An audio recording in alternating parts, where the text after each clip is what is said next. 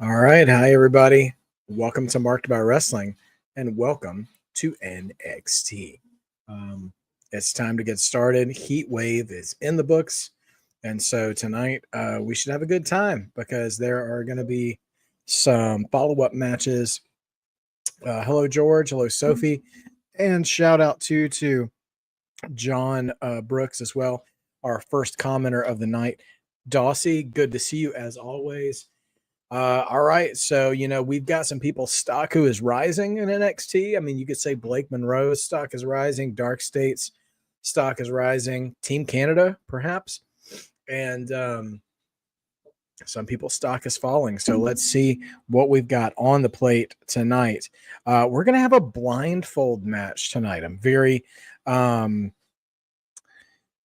intrigued by the blindfold match because I've only ever seen, actually, I think I have seen more than one, but the only one I really remember off the top of my head was Jake the Snake Roberts and Rick the Model Martel at WrestleMania 7. And the novelty of it was fun, but it was not exactly hard-hitting action. So I'll be curious to see what Myles, Borne, and Lexis King do tonight. Streets are saying that Kelani, Jordan, and Blake Monroe are wrestling tonight, which would be amazing. They could steal the whole night. And then we're getting a recap from from Heatwave over the weekend. And then so we have new tag team champions. Dark State took out Hank and Tank. We have a new number one contender in Lola Vice to JC Jane's NXT championship. JC Jane, by the way, George brought up, she lost the TNA Knockouts championship to Ash by Elegance. So she is JC 2 belts no more. Zaruca is the only two-belted superstar in NXT right now because the Speed Championships are now home to NXT. And she will be defending the Speed Championship tonight, I believe. Or maybe it was next week. I'm not sure, but I think that's tonight. Nevertheless, Zach, happy National Cherry Popsicle Day to you as well. Anthony, good to see you. Justin, good to see you as well. So you're not watching tonight, Justin. As you're hanging out with us, I'll do my best to keep you informed. But we'll see what we get tonight.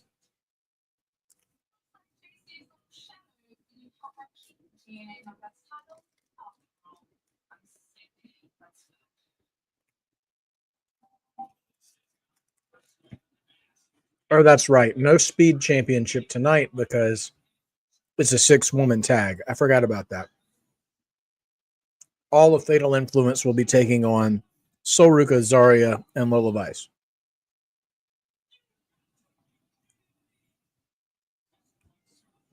That Jordan Grace Blake Monroe match was very good. Very old school, very logical, very well booked match. Blake Monroe came out on top, but to me, Jordan didn't, she didn't look stupid. Justin, we are still doing the Heatwave recap right now. So we'll see. George, I do believe that Blake Monroe is probably the permanent destination for the women's championship, but I just don't know if they'll book JC Jane versus Blake Monroe because that's a heel match. And I don't know. They just don't do that kind of thing in NXT a lot. So we'll see. Lola Vice could be a good through line, though. You could have Lola upset JC Jane and then drop it to Blake Monroe. Lola and Blake Monroe would be a very hard-hitting match. And, of course, we went off the air with Ricky Saints and actually Josh Briggs in the crowd, trying to stake their claim on Obafemi, who had a heck of a match, although the finish was kind of stupid with Javon Evans. All right, so let's see. I will let you guys know. I'll let you know, Justin, who's opening up. And it's Ricky Saints. Ricky Saints is showing himself in the opening segment of NXT. I probably could have phrased that better. Sorry.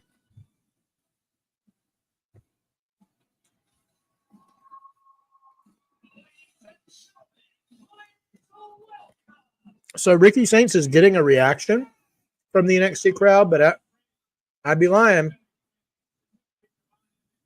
if I didn't say the passion from the crowd is a little mixed. It's not quiet, but some of them I don't think were too happy with him challenging Obafemi. Yes, Anthony, you're 100% right about the speed title. I completely forgot because I was so excited about that when they announced it at Heatwave. We're going to get the next speed championship contender by a 4-person tournament, 1 Raw, 1 SmackDown, 1 TNA, and 1 AAA competitor. And among those 4, we will determine who the next challenger for Zaruca is. Thank you, Anthony, for reminding the class of what is true.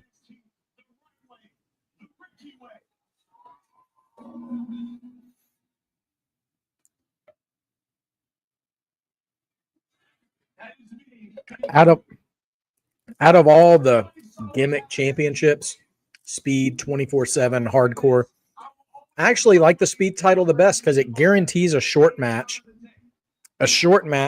with the stakes of it being a title match. So you're forced to go all out in a short amount of time, and that books the match for you. So like you can actually make people go all out and hit all their high spots in a short amount of time. So it doesn't look like crazy indie wrestling. It's a speed title match. So I like that.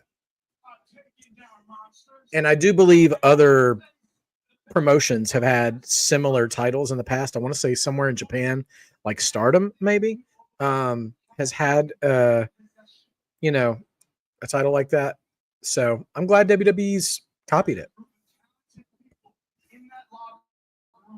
Justin, I think you're right on. I think Briggs is going to interrupt. We'll probably get a number 1 contender match between those two.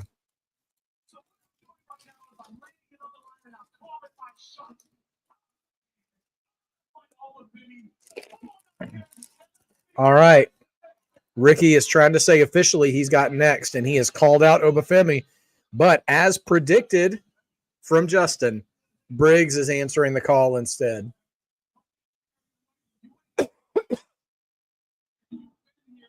Now, Briggs is getting nothing but boos. He's the definite heel.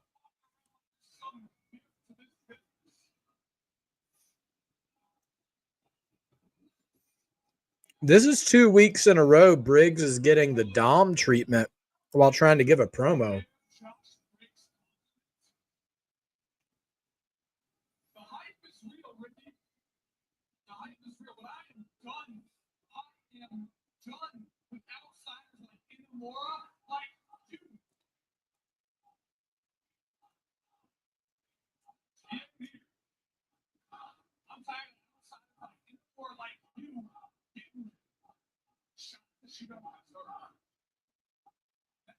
You're talking about, bro, they couldn't touch me in this ring if I gave a 5-year head start. And neither could you.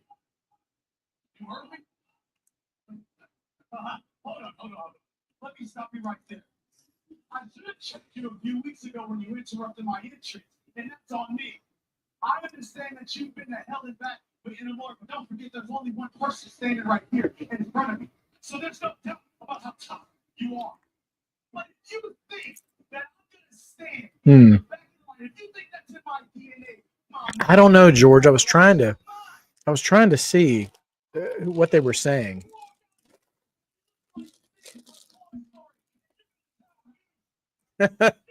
Ricky said he looked like Sid from Toy Story.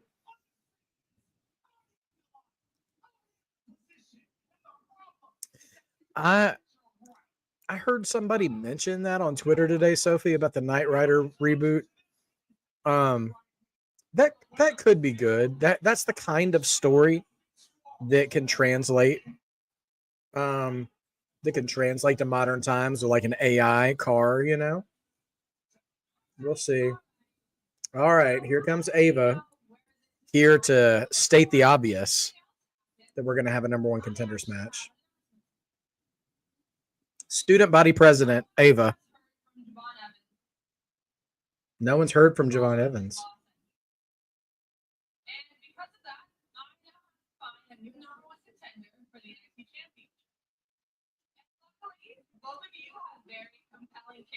No one's heard from Javon? That's interesting.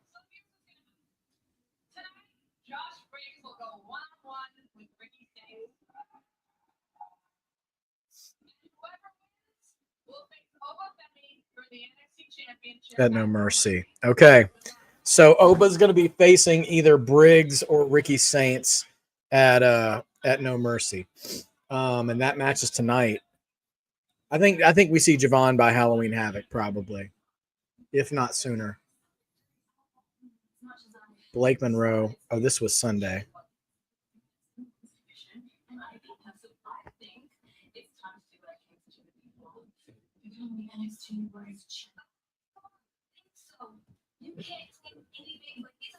Oh, this is the setup to the Kelani Blake match. Oh.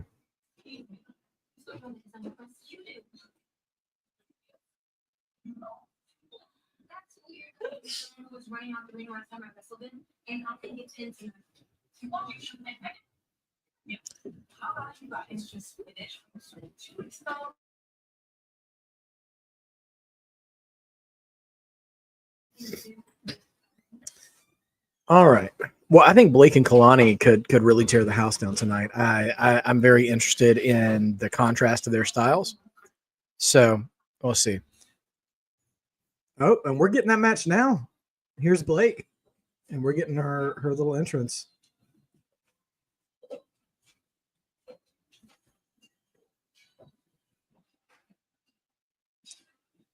Her entrance is a little rushed, though. That's strange.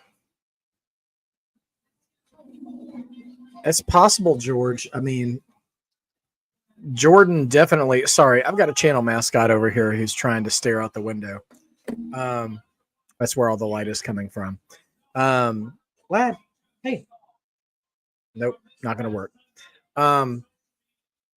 Jordan definitely is giving me some Braun Strowman, I'm not done with you yet vibes.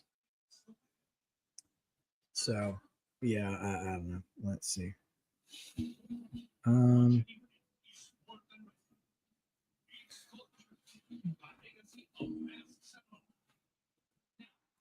All right, bear with me for just a second. I have to send a message to someone really quick, and I'll be right back. Oh, hey, Shamanika, good to see you.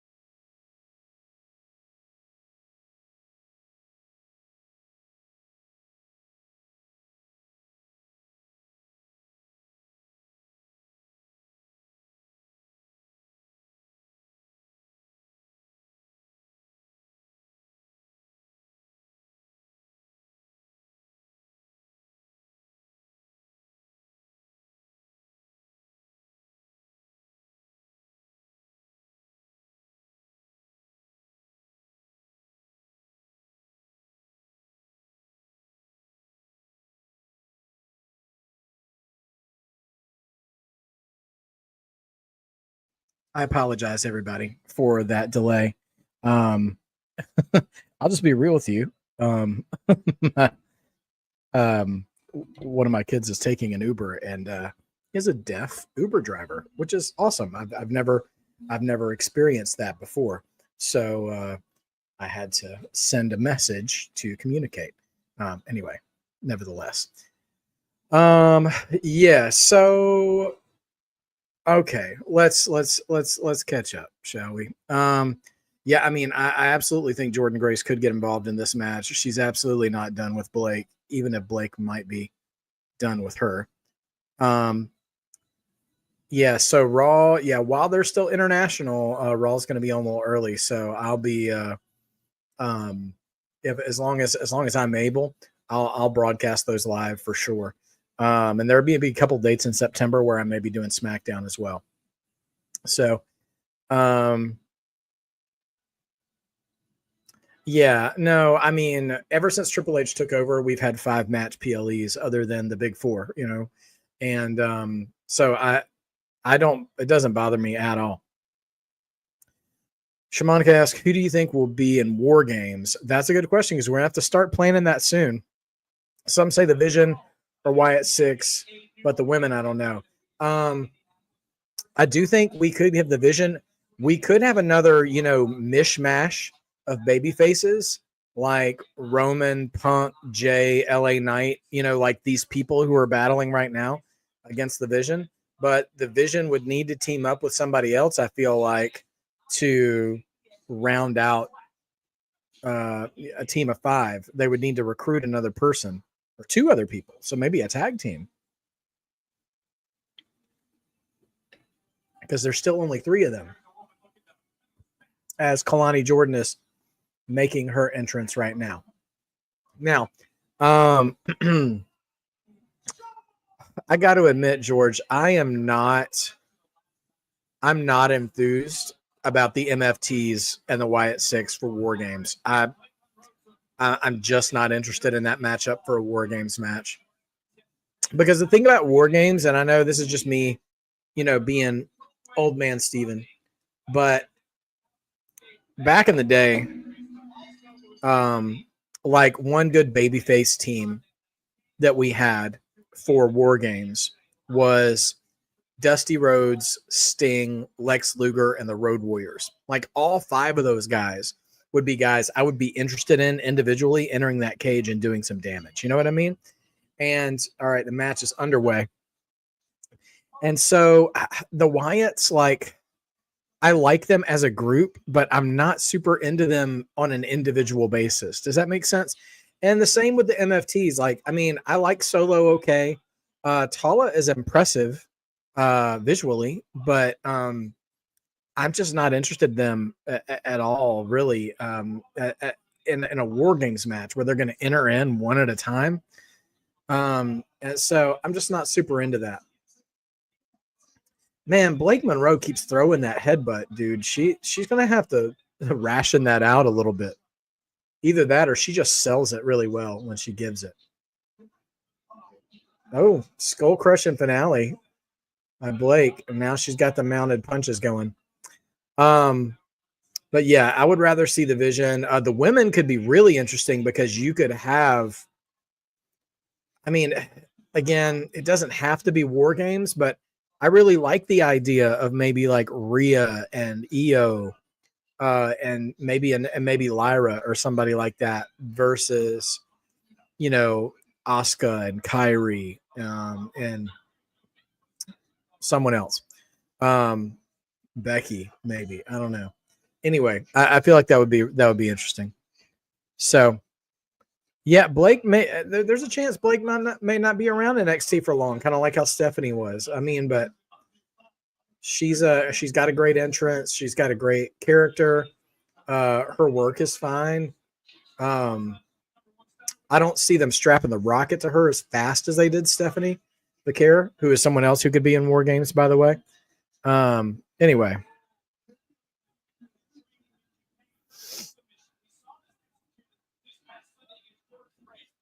It's sound that Blake slapped on the armbar on Kelani, much like she did Jordan on Sunday night. And the crowd was chanting tap. Like, I feel like this NXT crowd is going to end up turning Blake face, even though she's total heel. She's cocky. She's arrogant. Blake is absolutely not a Tiffany lookalike. You're just saying they're 2 blonde white women, Sophie. That's the only thing they have in common. Like Blake is actually, oh gosh, it's going to sound like I'm ripping into Tiffany. I don't mean it, but like Tiffany presents herself like an airhead, like a valley girl. And like Blake has a mean streak in her that Tiffany doesn't have. Tiffany does a really good moonsault, but you know, I don't know. I wouldn't call them lookalikes in the slightest. All right, Blake's bailing now that Kelani's got an upper hand.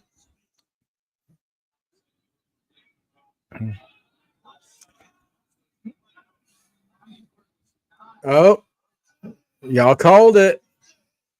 Booker's already. What the hell? What the hell? And Jordan is here. And Jordan's already started chasing, and Blake's going to run away, and she's going to get counted out. Uh-oh. The door is chained shut. Jordan is thinking ahead. She's like, oh, hey. She leans up against the door. Where are you going?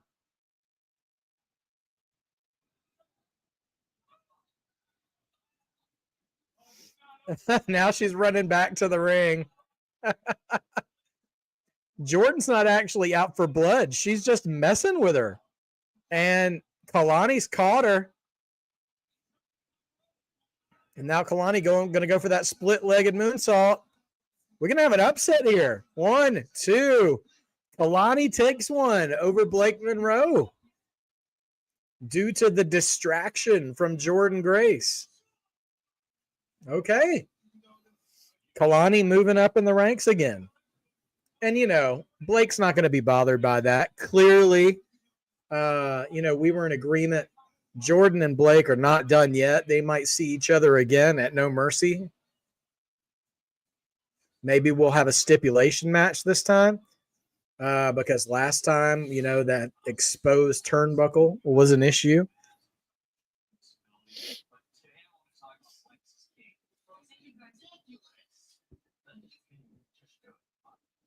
All right, so we're going back a couple of last month to a interview Vic Joseph did with Myles Borne. You know, Myles Borne speaking up, you know, about his disability and stuff. And I like that, you know, he doesn't let it define him as a wrestler, but at the same time, he doesn't shy away from it. It's pretty cool. And so, yeah, as it is.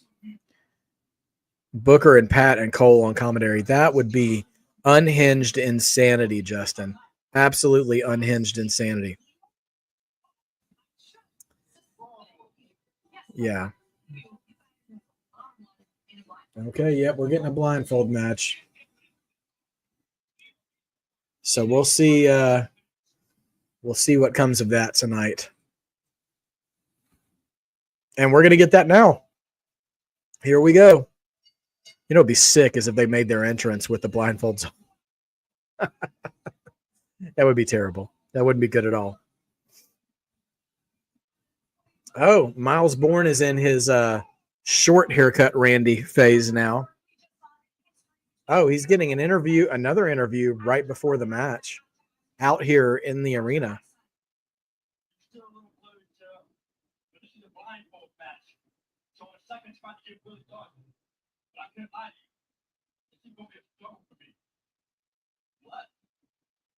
Unless you guys, I'm gonna need y'all to let me know whenever I'm getting close to Lexis kick. I'm not be deaf, but I still feed off the energy and noise. So I'm gonna need all of it. The screaming, the energy, the vibration. Myles coming out already, just like working the crowd, saying, you know, I'm gonna need your help to be able to find him in this match. Baby Randy. All right. It's a nice little wrinkle to that match.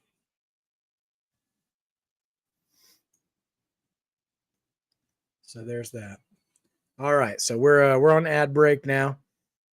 Yeah, man, Myles Borne still has a bright future in NXT. Absolutely, he does. And you know, Lexis King, he's been in NXT for a little bit now. I'm hoping that he really finds his groove though, and that he can ultimately end up on the main roster. Like I was just a huge fan of his dad as a kid, so I want to see him do well also.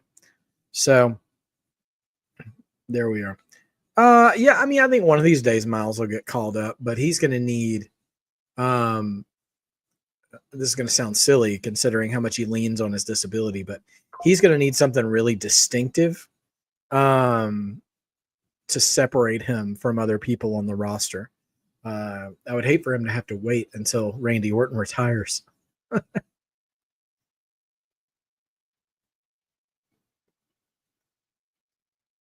But he's good on NXT. So, I don't know. He needs a little more time, a little more work before he could get up to the main roster. Now, I would love, let's say if we got another Randy Orton cameo on NXT and for him to team up with Myles one night. That would be a lot of fun. Imagine, man, if we still had Brian Pillman with us, Brian and Lexis versus Randy and Myles, that'd be so much fun. Yeah. I don't know. Like, I was really having fun kind of riding that wave for him to face Obafemi, but I wouldn't be mad at him being North American champion for a little bit. So yeah, you just do a little more with him. Sophie, I did hear the Jack Swagger interview with Chris Van Vliet this morning, and it was eye-opening. He's Jack's an interesting guy. He definitely did not seem to enjoy how he was treated in AEW. So I think it's going to be interesting. There's a couple of things I want to say about the wrestling industry as a whole in the last minute and a half we have until we come back from the break. On the AEW side of things, I think CM Punk's interview with Ariel Helwani was dead on. That Tony Khan is like a nice guy, but maybe not a great leader, not a great businessman. Well, maybe not a good businessman, but like a leader of a wrestling company, And even Jack Swagger, or Jake Hager, his actual name, was saying he's real good with debuts, bringing people in for the first time, but he's terrible at following up with, which is true. He's not very good at following up with his talent once they've made a big splash in their debut. He doesn't really seem to capitalize on that momentum. But so I think we're going to hear more as people leave AEW, more interviews like that, more criticisms like that. And then on the other side, when you're hearing some of the criticisms about how people are treated backstage in WWE, the more people they bring in from outside the wrestling world, like more of these D1 athletes, more of these NIL signings, and not people who came up through the indies or grew up as wrestling fans, I think we're going to hear more complaints there too, because you really have to be of a certain kind of breed to understand the culture of a wrestling locker room. And a lot of people don't.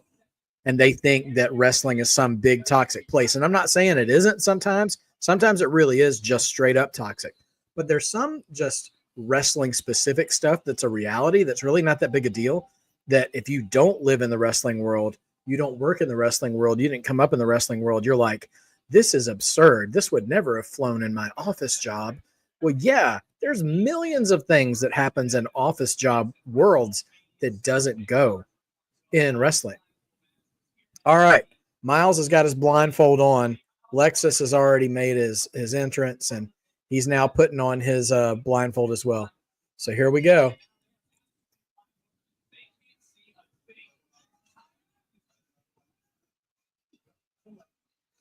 I can't tell if Lexis King is hamming it up, but he's really overselling, not knowing where he's going. Like he's doing it to the point that he almost looks like he's trolling the crowd.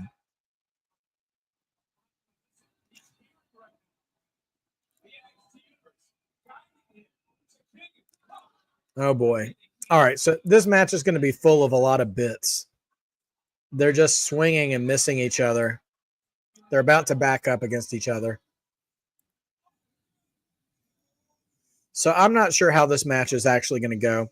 I will say the old Jake the Snake match at WrestleMania 7, one of the reasons that match had the potential to work so well is because that was back in the days when we protected finishers a lot more.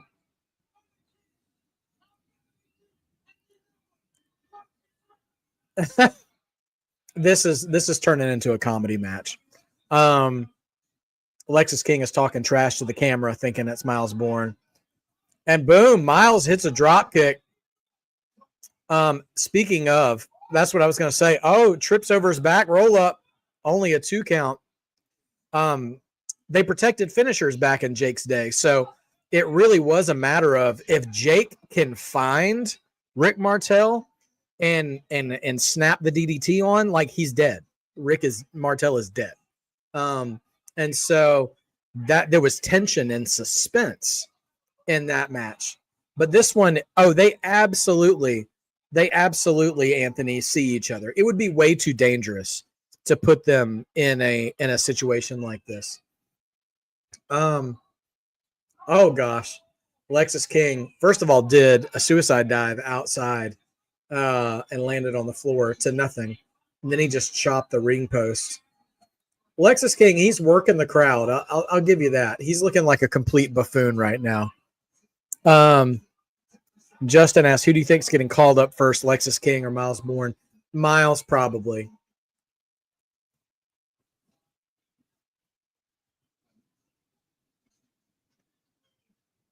However,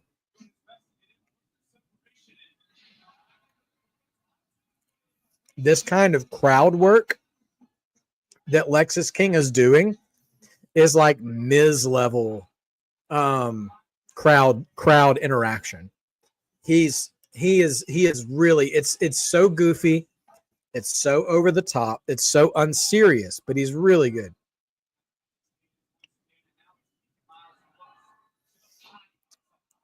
Sophie asks, who do you think is called up first, Ethan Page or Obafemi? Like, that one is a real toss-up. It just depends on what they need, because either one of them are both ready right now, in my opinion. But they're also both title holders. And so if you made me choose, I'd say Obafemi, just because I feel like Ethan just breathed new life into the North American title with this whole Canadian thing. Oh, my gosh. Lexis almost super kicks the referee.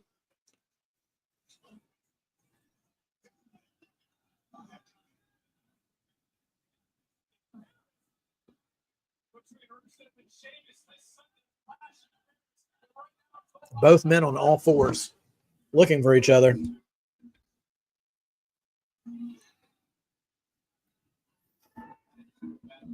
Listen, this match, if I was somebody who believed in star ratings, I wouldn't rate this match, but it's a very entertaining segment.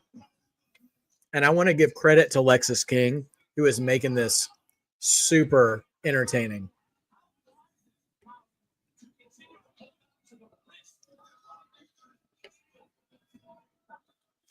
Tyrell Breed in the house. Good to see you, my friend. Hope you're doing great this evening.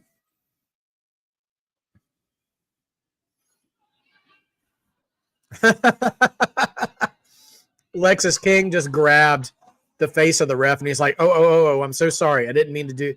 I'm not going to hit you. Oh, Lexis King just hit the ref and then took the time to hit him in the eye. And while he's distracted, pulled off the blindfold to kick Myles Borne in the nuts and hit his finish. That was really good cheating. Listen, I'm not going to say I liked the match. I wouldn't even rate it as anything, but like, Lexis King put on a sports entertainment clinic. So good, I have to tweet it right now. I'm sorry.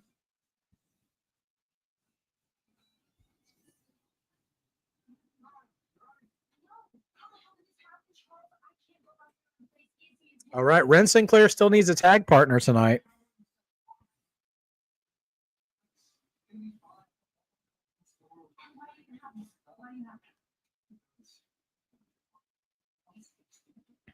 Who found him a partner? Kendall Gray. Okay.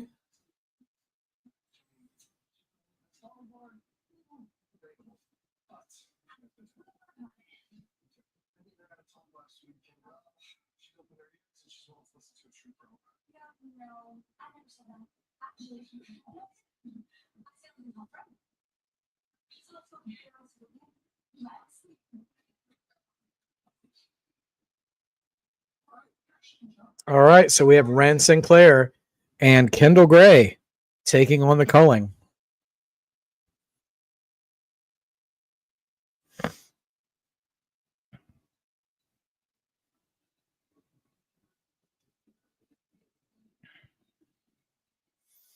All right, all right.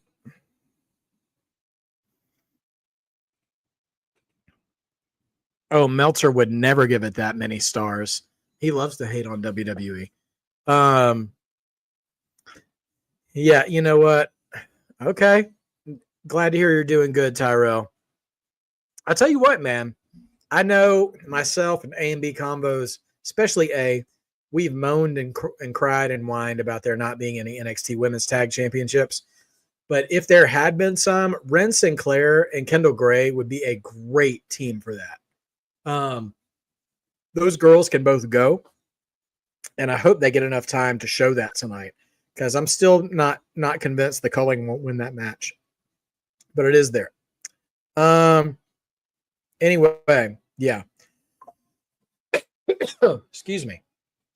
Yeah, I don't know what fans all around. The thing is with the blindfold match, like I don't know what most fans expected from that match. Like and if you've never seen a blindfold match before, you may not know what to expect.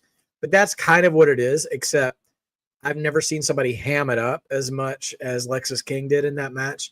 And honestly, he was super smart in that match as a heel. Like it made it look like he was about to hit the ref, and when he realized he had the ref in his hands, he poked his eyes, took off the mask, cheated to win. Eddie Guerrero would be proud. But anyway, so it's not so bad. Let's see. Now, Keanu from Evolve and Oba as a tag team. Whoo! That's a lot of meat, Justin. It's a lot of meat. Real quick, I don't know that I can't remember if we talked about this on Heatwave. I can't remember when it actually happened. I think it might have been Saturday night or Sunday morning. So I might have said something about it on Heatwave. But if I didn't, regarding the indie wrestling incident with Rampage Jackson's son and this Psycho or Sid Psycho, whatever, I don't know. I did too, Dossie. I thought it was fun. I don't really treat that as Myles Borne getting buried or anything like that. He got screwed over. You know, it is what it is. So like, I'll say this: that incident with Rampage's son was just absolute trash. I mean, in multiple ways. One, none of those other wrestlers should not have been egging him on to take a receipt on this guy, not knowing if he was smartened up, or not, to pulling his punches and stuff. And even if he did give him a receipt, like an actual hard shot, because Brock did that to Braun Strowman in a Royal Rumble title match years back when Braun got a little too stiff with him. Even then, Brock hit him maybe twice to tell him to slow down and take it easy. This guy, it's not so much to me about the shooting on him.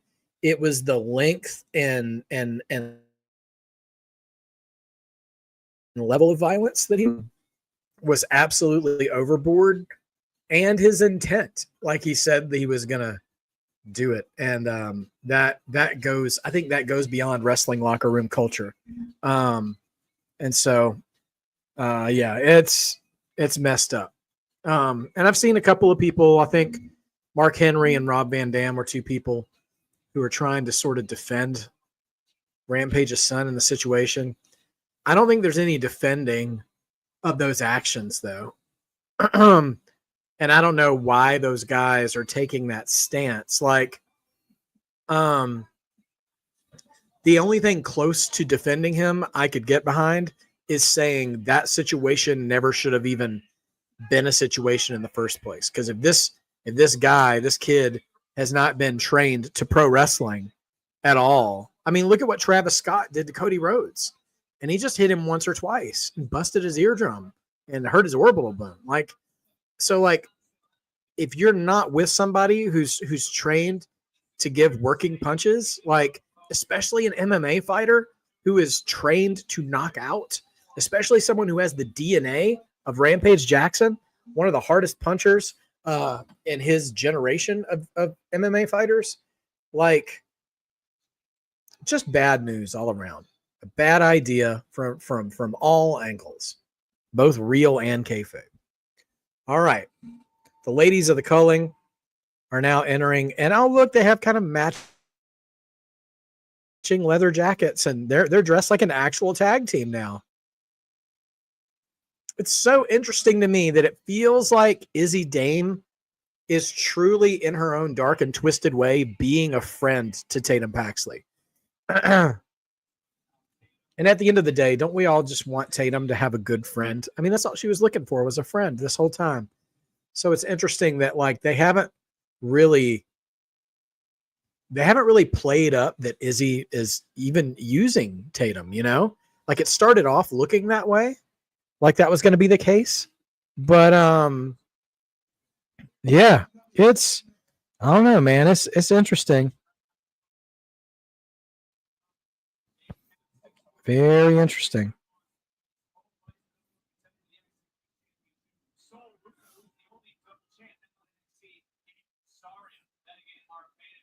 All right, tag team time. Let me guys know what you think.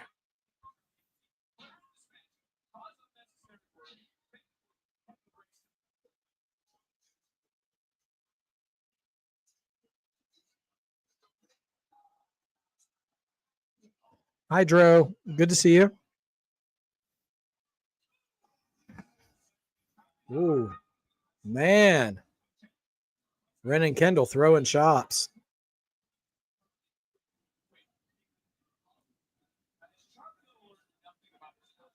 Loud Kendall chants.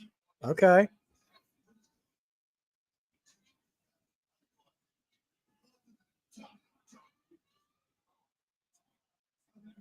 Well, interesting reversal kick by Wren.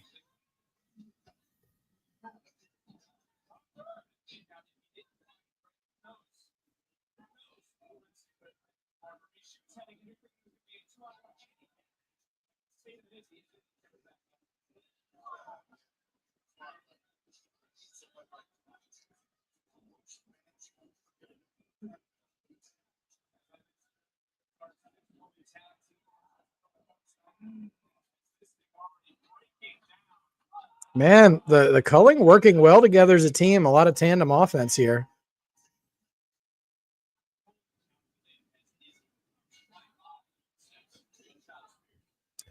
Yeah, I mean, I'm really surprised how well Izzi and Tatum are working together as time goes by. You got a good point there, John. Dro, Roman, or Bronson Reed? That's a tough call, man. I mean, Bronson Reed's pretty hot, but it's always hard to pick against Roman. So there's a part of me that wants to pick Roman right now, but we'll see.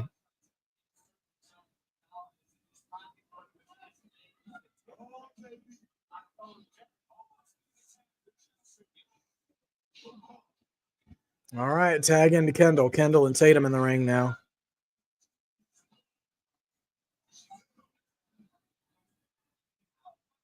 Kendall doing a lot of shouting in between shots. Woo! Overhead suplex. She's like straight up screeching.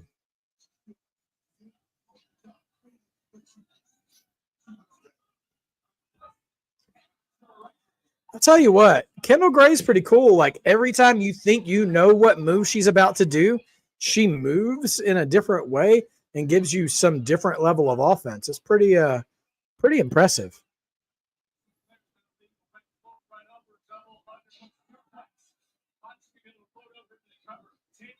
Tyrell, I'm not so sure I agree with you on that. I mean, Scarlett and Cross are already showed up in GCW with Shotzi and are going to be taking on Matt Cardona. Izzi tagged herself in. Much to Tatum's dismay. Tatum felt like she had everything under control. Oh, man.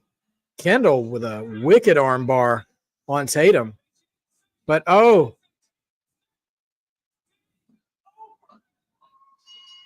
wow. So the Culling wins, but the story of the match is that Tatum saves Izzi from an attack. Tatum eats an armbar from Kendall Gray as a result.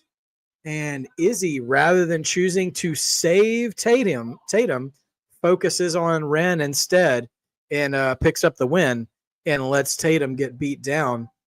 But they get the win, though, and Tatum looks forgiving. But small seeds there planted, perhaps.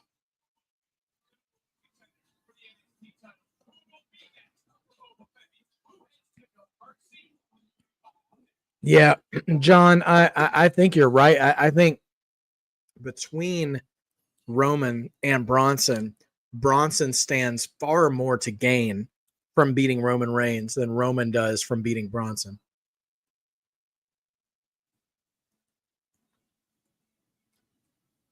Yeah, George, you know what? That match was kind of short for my taste. I thought that tag match could have been, like a 2-segment tag match. I think that was just 1 segment. Maybe it was 2. I don't know, but it felt short to me. But I'm glad, like you said, Izzi is playing Tatum. I'm glad we're starting to see a little more evidence of that happening because we've all been suspicious of it, but she hasn't really been doing it a whole lot as of yet, in obvious ways anyway. So I'm at least glad that they're toying and tinkering with that story. Because once Tatum breaks out on her own, I think it'll be really impressive. And honestly, if it were up to me, I would have Tatum finally, break out on her own.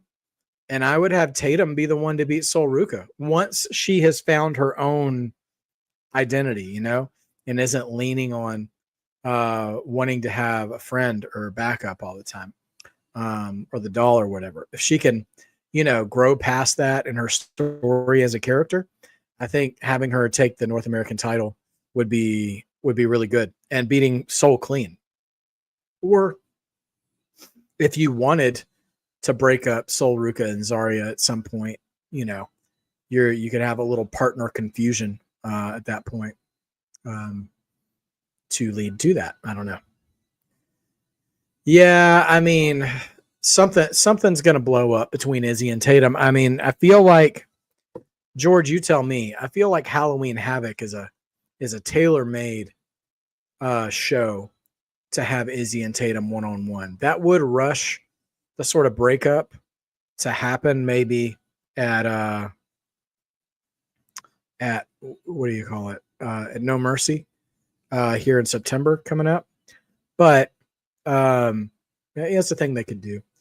I mean, I think eventually Tatum could go for the women's championship, but right now you've already got Lola Vice as the number 1 contender. We all know Blake Monroe's going for it. And if Blake Monroe's going for it, Jordan Grace is probably going to go for it again one more time too. So I'm in no hurry to push Tatum Paxley up to the world title picture. I'm of the strong belief that you can have a strong main event scene and a strong mid card at the same time. And you don't need to overstack one division just because the wrestlers are good. It's like having Becky Lynch as the women's intercontinental champion. Like, she absolutely could be in the world title picture. She's Becky Lynch, for goodness sake. The only woman to win the world title at the main event of WrestleMania at the actual end of the last match of the show. But she's doing wonders for the Intercontinental title right now, although it does look like it's been around someone who smokes too many cigarettes, that the leather on that belt was looking kind of yellow yesterday. So we'll see what comes of it. Kebabs for dinner, Dro. Okay, what kind of meat on those kebabs, dude? Chicken, lamb, beef, pork? Let me know what you got. Anyway, kebabs are always good, man. Get it cooked nice and right, grill some vegetables with it, man. It's all good. Ricky Saints and Josh Briggs tonight. Yes, absolutely. We're coming up on the halfway point for the show. Yeah. And I also think Stephanie Vaquer, I think they're pushing that to I think they're gonna push Stephanie's title shot to WrestlePalooza.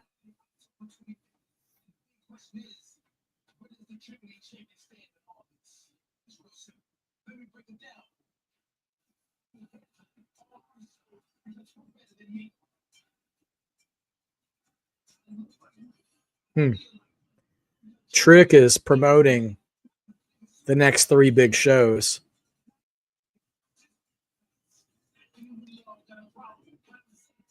He says he's headlining the Full Sail return show, No Mercy and Halloween Havoc, but I don't know if he's just gabbing or if he really meant it. So you're absolutely right, Anthony. I'm so disappointed that they're not taking the opportunity to let Julia wrestle on SmackDown. She absolutely could be working with some of these women on the show. I don't care if it's B-Fab or Michin or whoever they've got. Like, I know she's already wrestled Zelina Vega, but like, let her run through them, man. I don't know, Justin. I mean, I felt like that Philly street fight was enough to shut down the feud between Briggs and Inamura, but I don't know. Maybe we'll see him. It would be kind of an abrupt end to the feud because it like just got started and went straight into a street fight.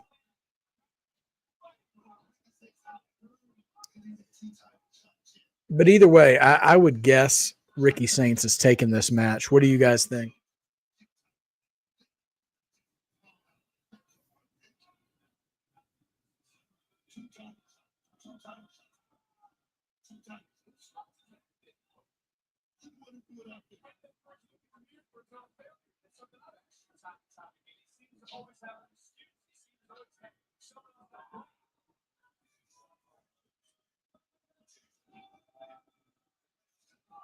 Briggs working a real kind of slow style with Ricky Saints.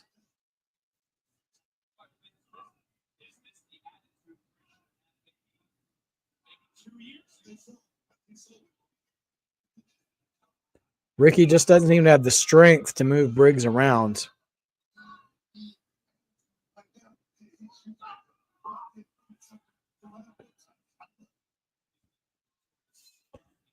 Yeah, I don't know. I don't know. Ricky's walking the ropes. Gets that old school drop on Briggs. Finally puts him down.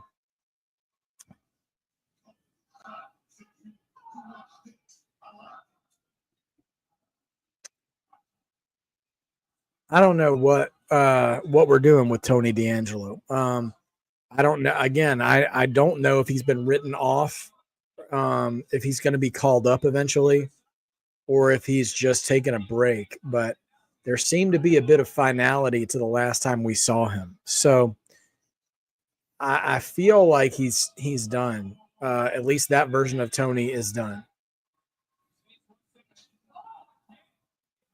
Man, good outsmarting maneuver from Ricky Saints using the steps to kind of chop block Briggs, but it doesn't matter.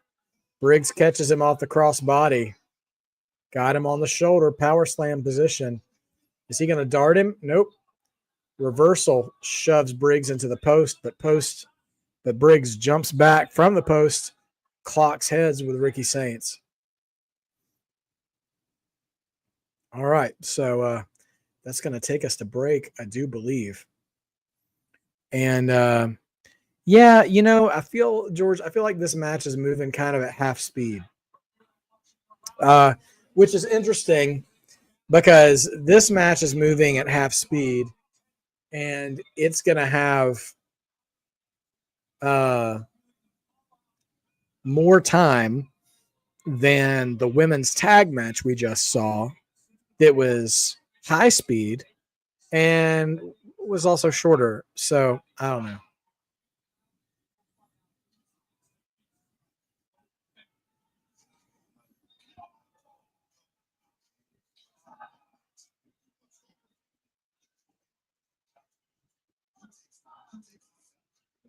I have to admit, I don't really buy Ricky Saints as a babyface. He's just, there's a smugness to him, a natural smugness. I'm not saying he's an actually smug person or anything, but some people just carry themselves with confidence, and it comes off arrogant even if they don't mean it to. And he's just honestly kind of like the Miz. And I'm not trying to say, oh, he's a ripoff of the Miz, but like, how the Miz, like, even when he's a good guy, he's kind of a punk, like, I feel that personally with Ricky Saints. So I just feel like he would be better as a heel.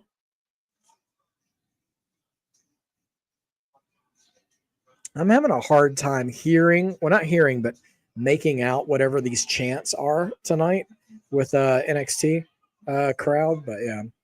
But yeah, the 6-woman tag match we've got tonight should be very entertaining. Once again, if you're joining us tonight and you haven't been watching, we're going to have Fatal Influence, which is JC Jane, Fallon Henley, and Jasmine Nix, taking on the combination of Lola Vice, Zaruca, and Zarya. So there should be some real entertainment in that match. And we'll see if there's any kind of angle advancement as well now that JC Jane has lost the Knockouts title. And she lost it kind of because of her partners who got banned from ringside during the match at Heatwave. And as a result, they put Jasmine Nix in a position to lose the title. So Neem Rashizi is here. Hello, all. Just want some opinions. Do you think it's time Trick Williams to step into the main roster? Trick is absolutely ready. Obviously, he needs to drop the TNA title first, I think, before he shows up on the main roster. I mean, that's just my take on that. Although it would be really fun if he showed up on the main roster as TNA champion and wrestled AJ Styles. I'm all for AJ Styles winning the TNA title in this relationship before he retires.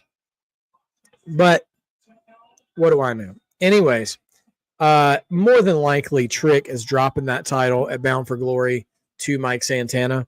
A lot of people thought Mike Santana was winning at Slammiversary just because they gave him such a special entrance and all this other stuff.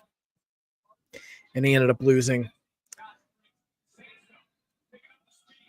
But yeah, Trick is absolutely ready. Here's the thing. Trick Williams, Obafemi,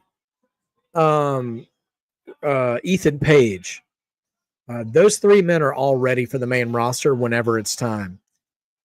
Personally, I also think at any point, Jordan Grace, Blake Monroe, Lola Vice, and JC Jane, any of them could be ready for the main roster too. Yeah. I think at any point, any of those ladies could be ready to rock. So it'll be an interesting several months to see if they move people up or if they keep people around.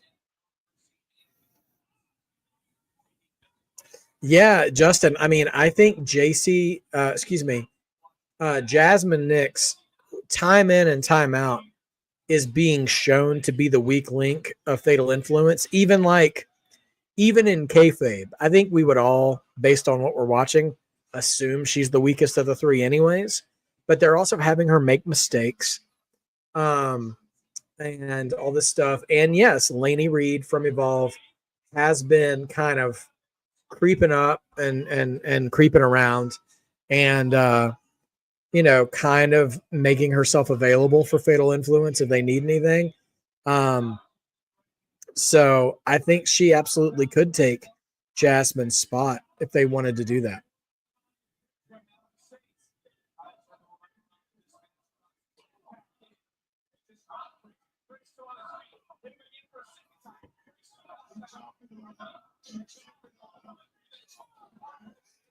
All right, flying forearm from Ricky. Michinoku driver. Only 2, though.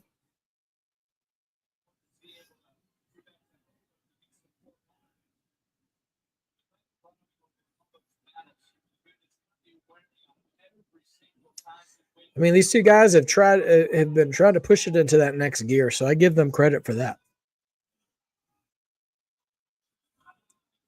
Briggs got him up on his shoulders, puts him down, misses a punch. Oh, sliding boot to the face from Ricky Saints. Ricky climbing up top now. But Briggs catches him on the turnbuckle.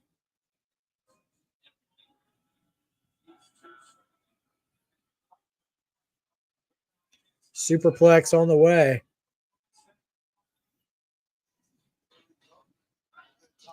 Nope. Ricky pushes him off, but then eats a boot to the face. Briggs hip tosses him. Oh, to the inside and lands him on a backbreaker. Oh, man. Quick running boot to the face. Man, 2.5. That looked like 3. My goodness. It's crazy.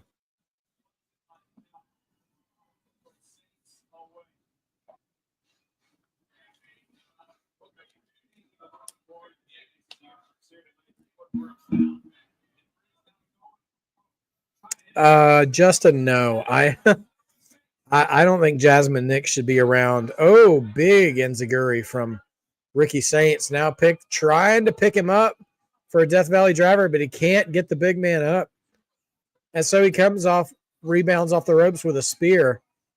Ricky's going up top again. Anyway, Justin, to answer your question, no, I do not believe Jasmine Nix should be a title contender. Diving elbow, nobody home. And Briggs looking to capitalize. Choke slam.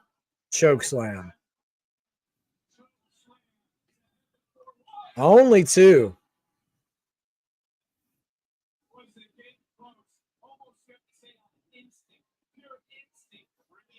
Man. Well, they have the crowd engaged, so I will give them credit for that. They really are working this match. This is awesome, Chance. Not something I would have expected for a Ricky Saints Josh Briggs match, but here we are. Elbow pad is off from Briggs. Briggs misses a lariat and rolls through it. And now they're just throwing hands. Oh, catches him with a back elbow, Briggs does. Charge in the corner, misses the big boot. Here comes Ricky. Tilt-a-whirl. Oh, tilt-a-whirl into a reverse DDT. Now Ricky going for that tornado DDT. He hits it. Is that going to be enough for 3? Long cover. Ricky Saints wins. Ricky Saints is your number 1 contender at No Mercy. It's Ricky Saints versus Obafemi for the NXT Championship.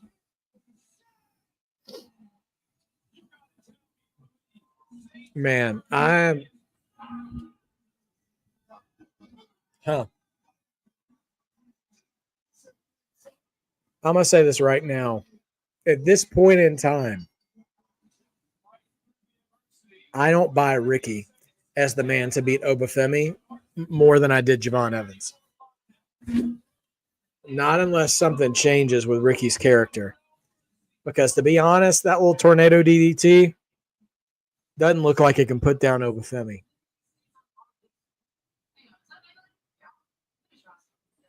Oh my gosh. The ladies hawking Maybelline backstage.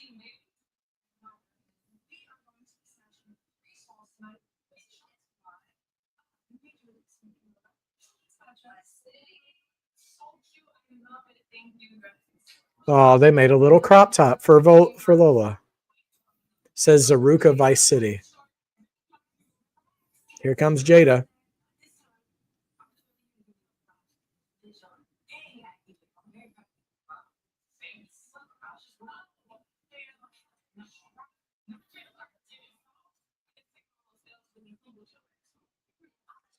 Now Lash is here just talking trash to Jada.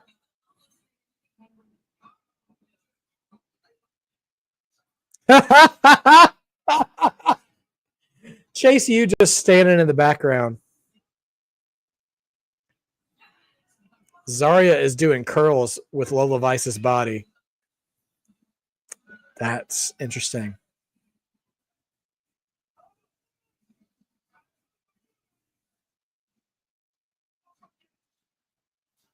Oh, here comes Oba. We went back to the ring for Ricky's celebration, and Oba's coming out now. Yeah. Lash and Jada popping off at each other, pretty funny. But the thing that made me laugh the most was the two, freshmen from Chase U were in the background while they were popping off at each other. And one of them, I think it was Kale Dixon, who was just like, "Ooh, Miss Parker don't play." And then Lash just jumped up at him and they're like, I'm sorry. And they all just like freaked out. I like seeing that stuff. It cracks me up. We'll definitely get Lash and Jada. If we don't get it at No Mercy, we'll get it that week on NXT. Because one thing I'm learning about WWE is they are absolutely building, and I think this is smart. They're building multiple feuds all the time. And some of those feuds go on the PLE and some of those feuds go on weekly TV leading up to the PLE. So that way, when you're in the week of the PLE, you have a reason to watch each show. And I like it better that way, because when they have like Raw, for instance, Raw this week was the go home show for Clash at Paris. And granted, I know there's some substitutions they're having to make and stuff, like with, Naomi taking some time off. But I mean, Raw was okay, but it didn't really get me hyped for Clash at Paris, And if Raw had more of a big feud match on the show that wasn't just a selling point for Clash in Paris, I think that would have been good. Like that Sheamus, Rusev, Donnybrook match could have been on Raw. And we could have had another women's match instead on Clash in Paris. You could have had, you could have done Rhea and Io versus the Kabuki Warriors on Clash in Paris instead. Which I know some of y'all are probably like, Steven, that's a Raw match. I mean, but whatever. All I'm trying to say is that sometimes the week of the PLE, you should, give a little something extra. Although they're going to be in Paris for Raw the night after Clash in Paris as well. So I do suppose that's almost like bonus matches. So maybe that's when they'll do those instead of the week before. I don't know, you guys. I've only been a wrestling fan for almost 40 years. What do I know? Not that much. Oh, goodness. So, yeah. Anyway,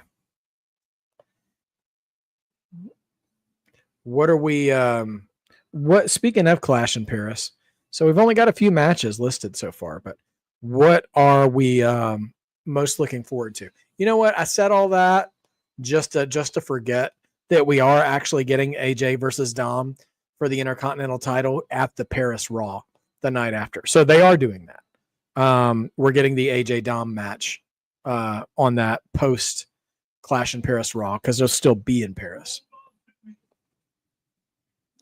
All right, now we're getting that promo. People have told me that for as long as you've been NXT champion, it's starting to wear down on you. And I kind of started believing after the fact that you barely made it out of Heatwave this Sunday. But I must say, the ruler, everything comes to an end. You can't be the ruler forever. September 22nd, Sunday. No mercy. I want you to look into my eyes, the same eyes that you said you didn't see anything. Look a little bit harder, because I am the man that is going to absolutely end the terror and reign of you all of you. You mean the reign of terror or the terror and the reign, Ricky Saints?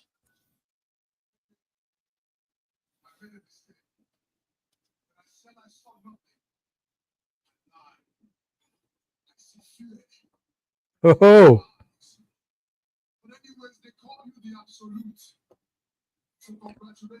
oh, Bafemi, I lied. I didn't see nothing in your eyes. I see fear.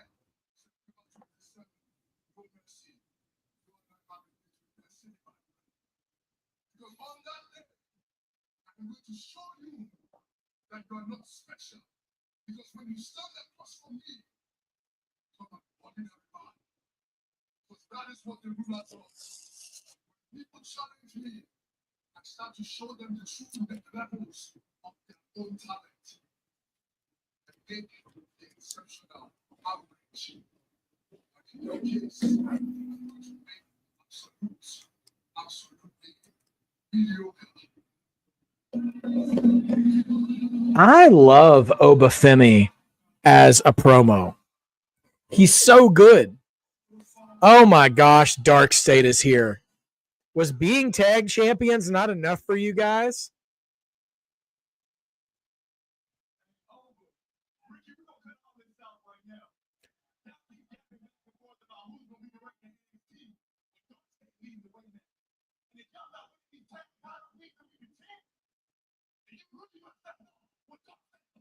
I guess I really don't know what Dark State's about.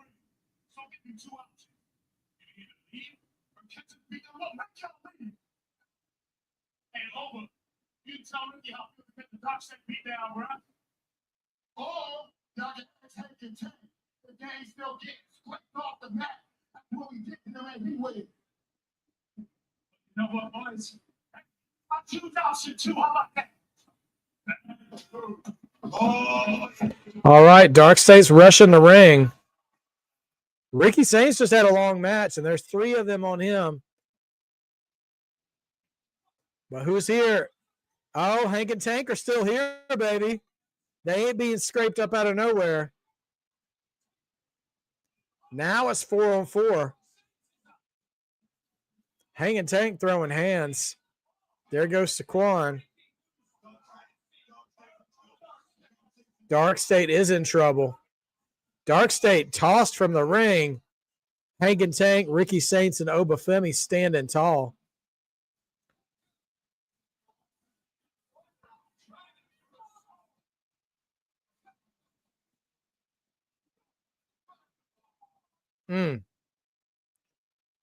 All right, now we're getting a promo for Speed.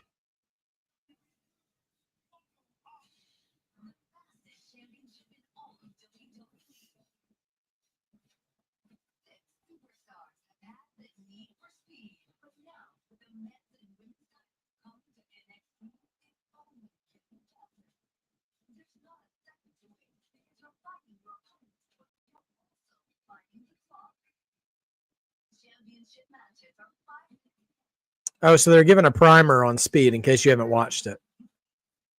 5-minute matches. And yeah, Speed tournament.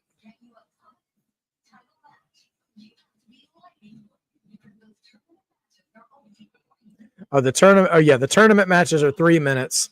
The title matches are 5 minutes.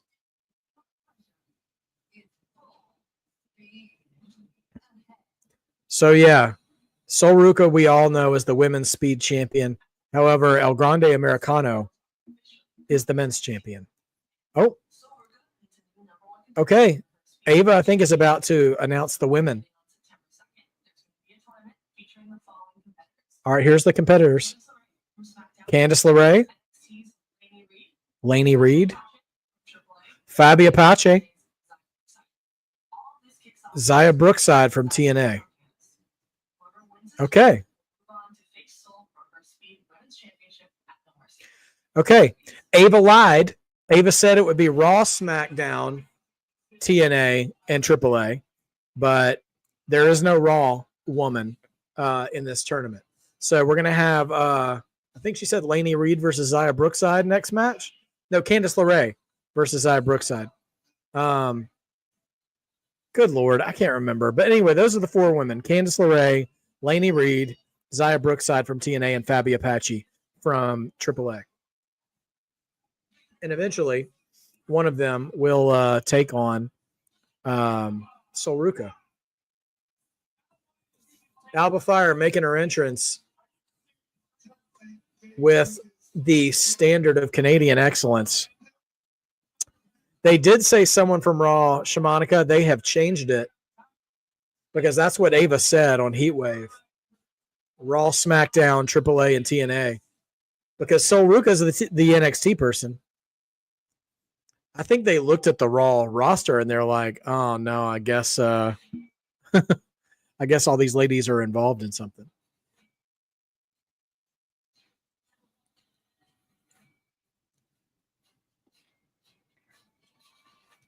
So, and Candice LeRae is a former Speed champion. So, cool to see her in there as well. All right. Now,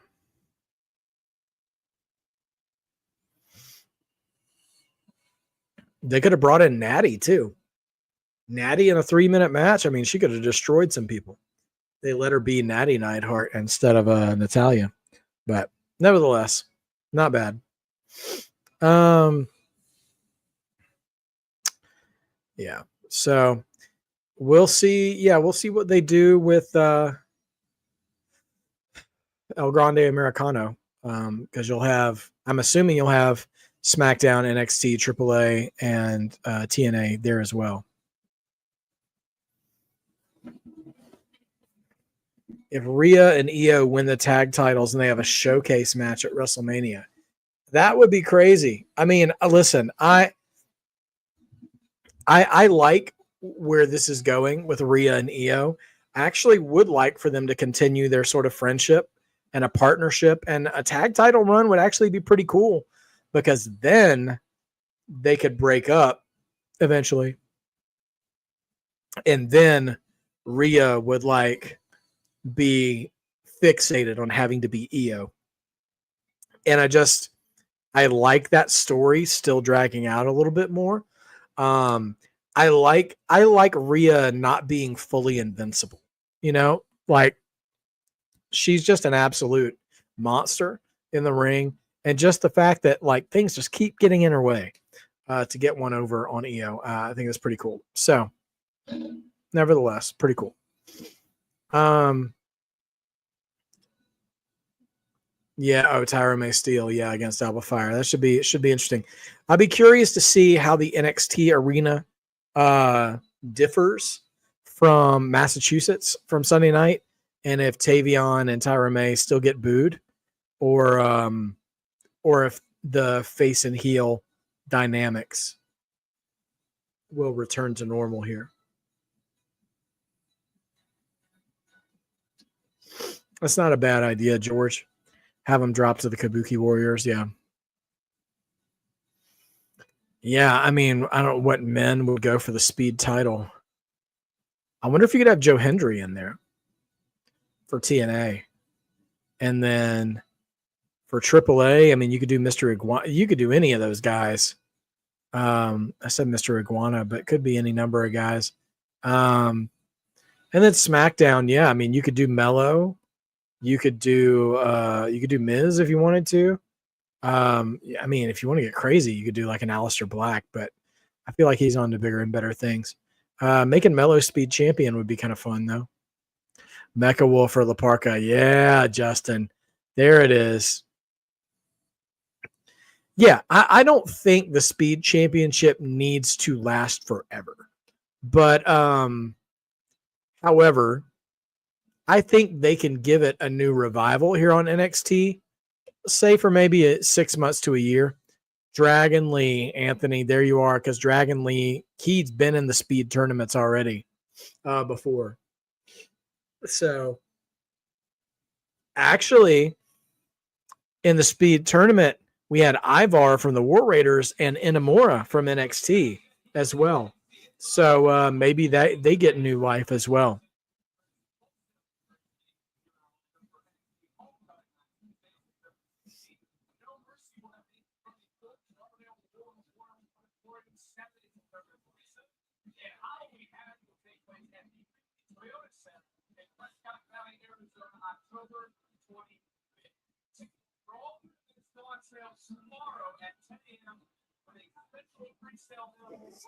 Okay, we are back. So yeah, no mercy. Here's our card so far: Ricky Saints versus Obafemi. We're also going to have Lola Vice versus JC Jane.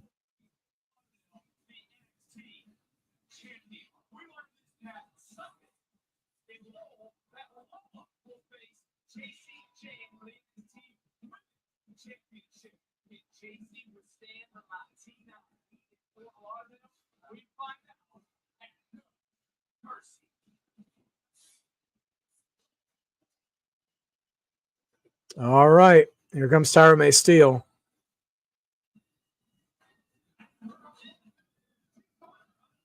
With Tavion Heights accompanying her in her corner.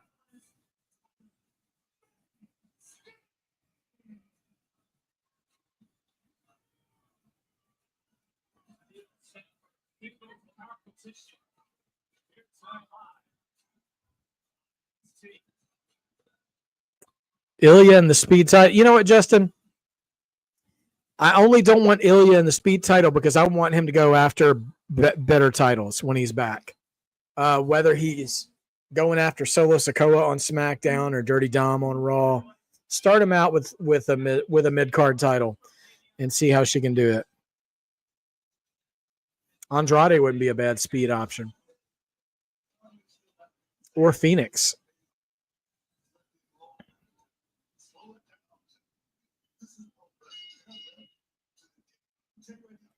All right, here we go.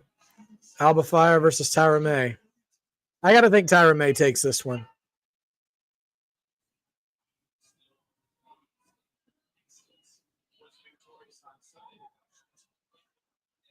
I'll tell you what, though, Alba Fire, even though she's just doing the Secret Hervis thing, you know, what was her name before? Kaylee Ray? She can absolutely go in the ring. So I think she's going to make Tyra May look like $1 million here.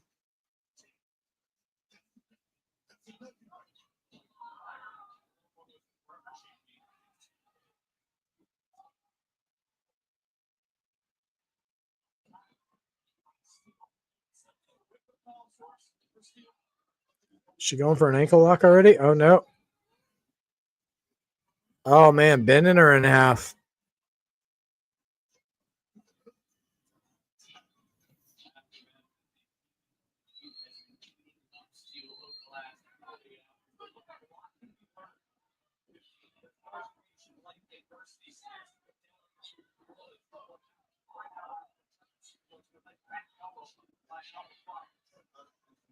Oh, stiff super kick there. Sends Tyra right out of the ring. Oh, Chelsea tries to take a cheap shot, and she doesn't do it. Oh, she eats a suicide dive from Alba Fire.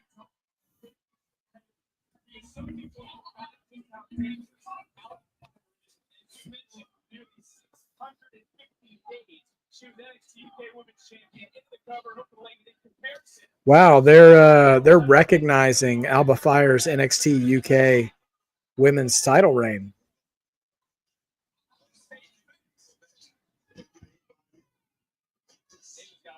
I like it when they acknowledge accomplishments, you know?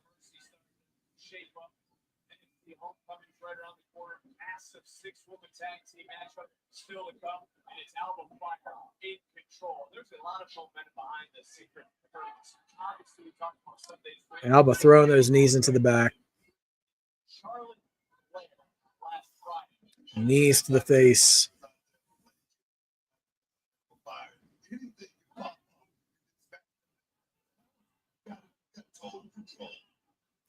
Alba went for a knee drop but missed, and she's selling that knee a little bit now.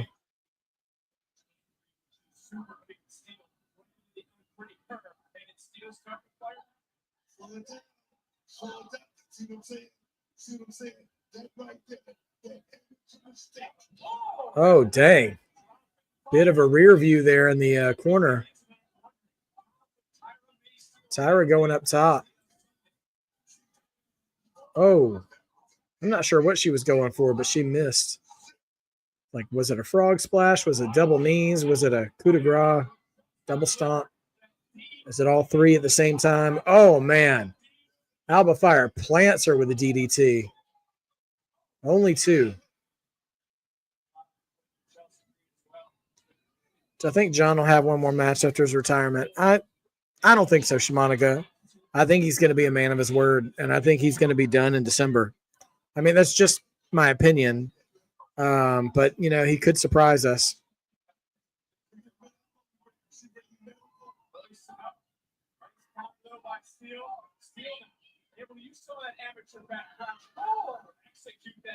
Big German suplex from Tyra May. Oh, ankle lock right in the middle of the ring. Alba's got nowhere to go. She about to tap. Alba's crawling to the ropes. Can she get there? Oh, Ethan Page visibly cheating. And Tyra May stomps on his hands. Tyra May going for a roll-up. And she wins with a roll-up. Okay. I would have put her on in the ankle lock again. Chelsea Green, though, disrupts the victory and just yeets Tyra May out of the ring. But Tavion's in the ring now.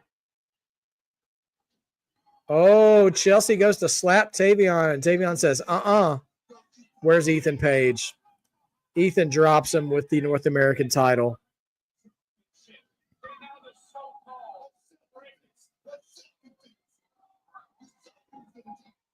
And twist of fate right in the middle of the ring. Oh, wow. Ethan Page is draping a Canadian flag over the body of Tavion Heights, like the Undertaker used to do with the body bags. And Chelsea and Ethan Page standing with their hand over their hearts to the Canadian flag draped over Tavion Heights. They're two sports entertaining.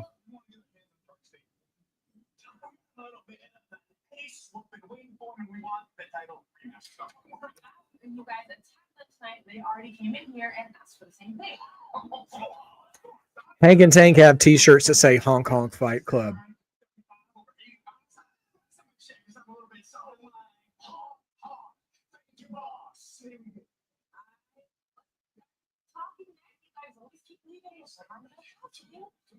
What I was going to finish saying was that Darkseid wants all four of you. If my math is correct, it usually is. There's only two of us. Right. So Darkseid wants you two and Ricky and Oba. So after you guys have your 8-man tag next week, then we can talk about the title rematch. As long as we're on the action, we can give Darkseid a little taste of the family beatdown. Take you in. Okay. So we're going to have an 8-man tag, I'm assuming next week, with Hank and Tank, Oba Femi, and Ricky Saints against Darkseid.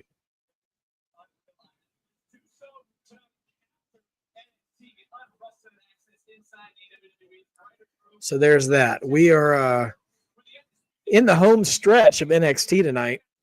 Still got that 6-woman tag to go. Little Cody Rhodes vignette from Unreal. The WWE draft on ESPN, I don't think that's a good idea. I do not think that's a good idea. We don't need to legitimize pro wrestling in that way.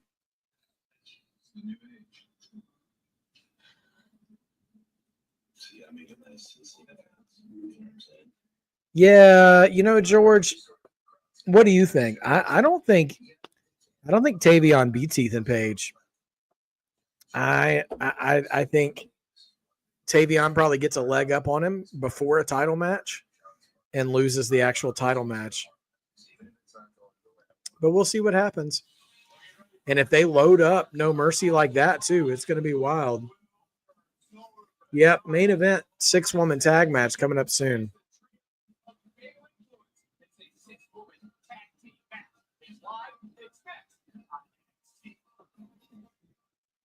Okay.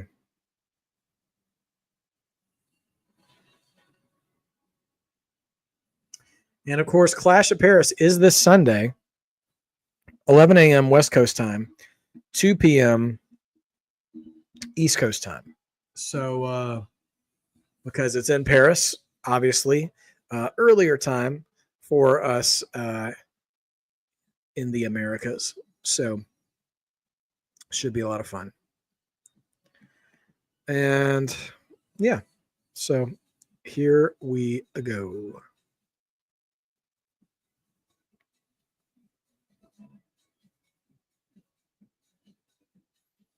I'm going back to some comments I missed earlier. Yeah, Anthony, the women have been showing out tonight, man. They really have. If anything, I think the way they've balanced out the match tonight is there have been more women's matches, but the men's matches have been longer.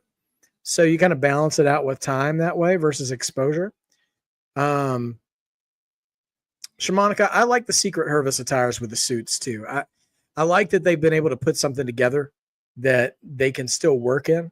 And I love that those ladies have really been like going all in on those characters too. Like, I hope that creative sees that as value for both of them, because Piper and Alba are both really good wrestlers too.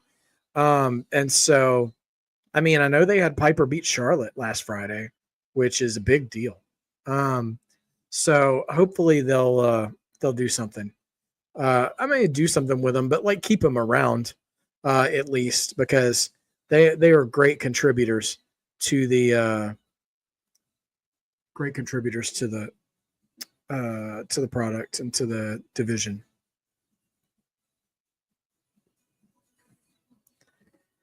I mean, the NXT Canada title, I mean, you could make the argument for Myles Borne. I mean, not right now because he's dealing with Lexis King, but he could do something. Yeah, I don't know. Tavion is a good option for sure.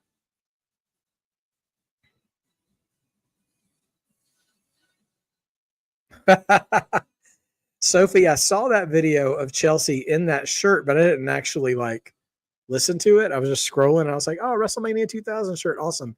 I'm shocked to know that she didn't know who was at that WrestleMania. I would have thought, even by just being married to Matt Cardona, she would have known that much. And I'm not judging her. I just thought she had a deeper background than that. But she's still amazing. Still love her.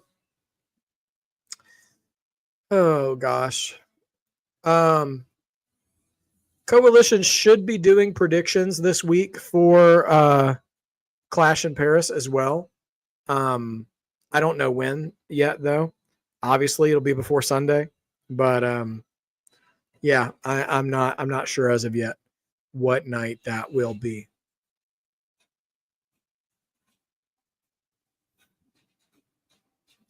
Oh, 100%. Yeah, Chelsea was probably pretty young at that point because it would have been 25 years ago. So, yeah, she would have been probably under 10 years old at that point. And I doubt a girl from Canada under 10 years old was sitting here starving for Attitude Era WWE. Okay, here is Fatal Influence backstage. How are you coping with losing the TNA Knockouts title at Heatwave? Ashby Elegance stole the TNA Knockouts championship from me. But what they can't take from me is the fact that I made history. I'm the first woman to ever hold the TNA Knockouts Championship and the NXT Women's Championship at the same time. Sarah, maybe down one title, but don't you worry, because now with the Speed Championship coming to NXT, I plan on bringing a second title back to Band Influence. We? No, there's no we. I lost the championship, and I was never even pinned. And if anybody's going to get a chance at that Speed title, it's obviously going to be Val. Okay, well, both of you have been champion, and I haven't yet, so obviously there's a reason for that. Well, no one's even one title, let alone two, but here we are. Oh, okay, Jasmine, welcome to the conversation. All right. Jasmine's finding her backbone. Okay, Jasmine. Stand on business, Jasmine. Clap back at all of us because we're all underestimating you. Candice LeRae and Zaya Brookside next week in the Speed tournament.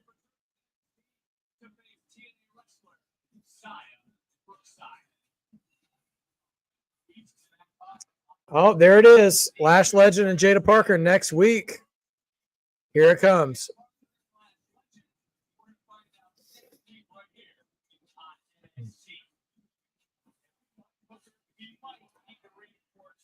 Dude, next week is going to be huge. We're doing another we're doing another 8-man tag with Dark State, and we're getting Lash and Jada, and we're getting the Speed tournament. Next week is going to be a big show. Here comes Lola Vice.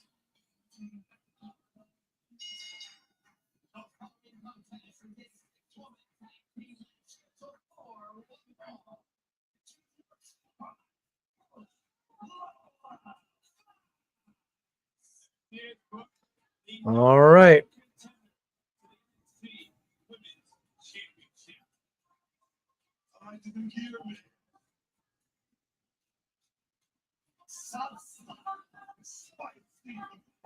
Latina Heat. And Booker T says spicy meatball. Like, dude, that's not even the appropriate cultural nomenclature, man. You went for an Italian message and she's Latina. What are you doing, Booker? Here comes Zarya. I do love Zarya's portion of her entrance. She's like a post-apocalyptic warrior with her surfer girlfriend partner. Zaruca.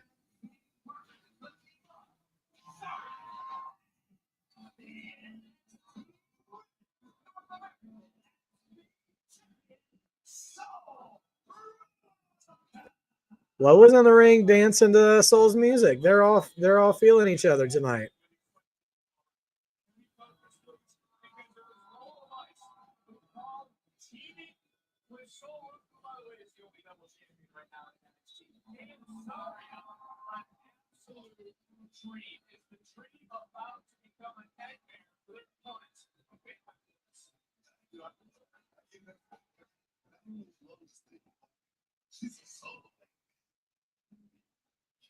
They're chanting happy birthday. Is it Zaruca's birthday? Or Zarya's birthday? Maybe it's Lola's birthday. I don't know. But they weren't chanting it until after Soul and Zarya came out.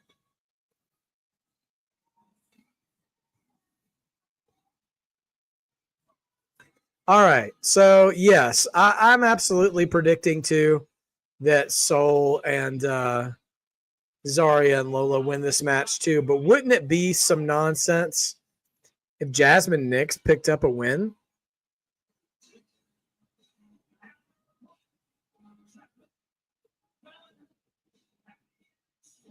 Because her own faction is totally overlooking her.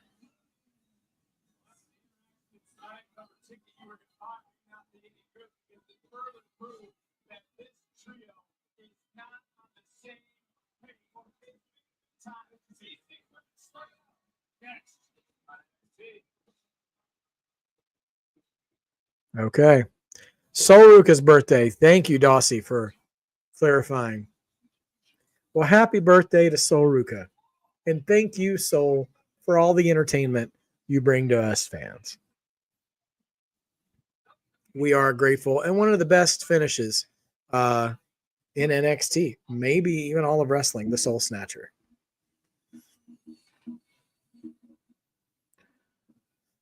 Well, Raw is definitely not part of the speed tournament, at least for the women. They've already announced who it is. So we're having Candice LeRae and Xia Brookside on one side of the tournament, and then Fabi Apache and someone else I've already forgotten.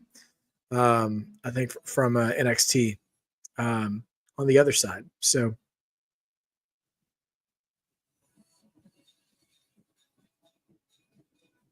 dang it, who was the other one? Okay. Now we're on ads, so we've got our main event coming up shortly here. We'll get that started, and that'll be our night. Also, as a reminder, I do believe, I think SmackDown's coming on early this week, and we'll also have obviously Clash in Paris, and then Raw starting early as well next week. So also checking, the last time I checked our poll at Marked by Wrestling for our next 2K tournament, the poll leader at the time has been the Winged Eagle title, that classic belt. So we'll see if that holds. I mean, I think it should. It's very much in the lead right now, quite significantly. So I'm assuming it's going to stay that way. However, that being said, I think that we'll be doing that tournament. However, Winged Eagle is still very much in the lead after 22 votes. So that's what we're probably going to end up doing. As for when that's coming up, though, I don't know yet. We've got a busy week in our household, and so it may be closer to the end of the week, maybe over the weekend, in between SmackDown and Clash in Paris, even. Although that's when college football starts. So we'll see what happens. But nevertheless, we'll get that up as well. So it's okay. And we'll get that pulled up, and then Clash in Paris on Sunday. It's going to be, there's a lot of wrestling coming down the pike. So, oh no lack of happiness here, Sophie. Just I'll probably go to bed early tonight. That's all. Okay.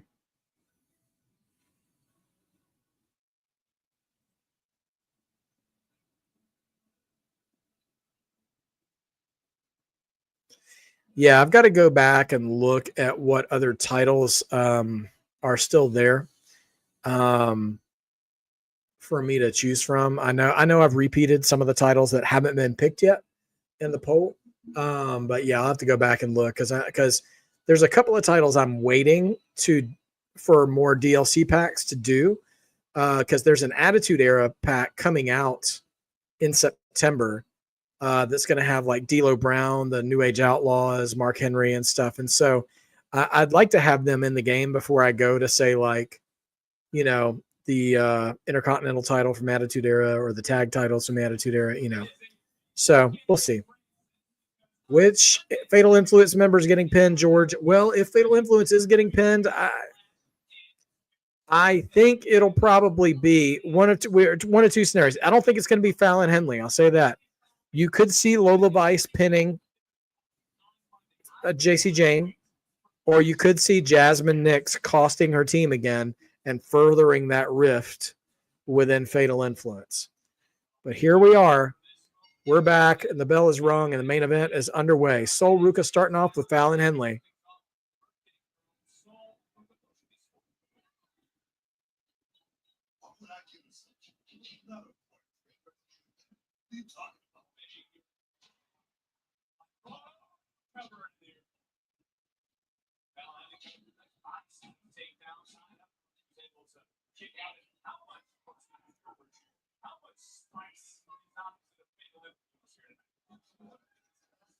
Wow, Fallon Henley took a spill on the ropes, and good on Zaruca for kind of deadlift catching her and saving that sequence. So Fallon didn't get hurt.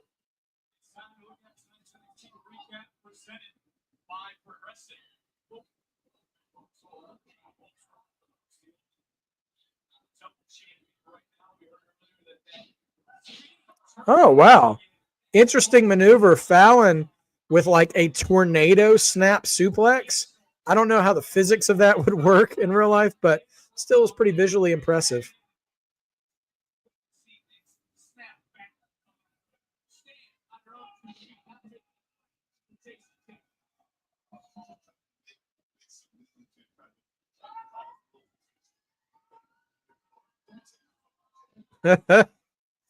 Jasmine Nix screaming. Oh, gosh. Caved her chest in, and now Zaria's coming in. Jasmine's about to have a bad night.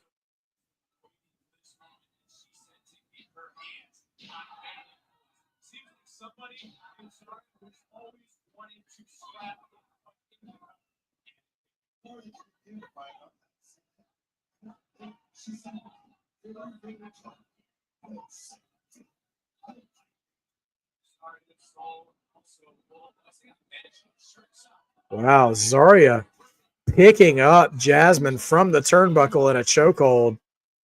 Impressive look.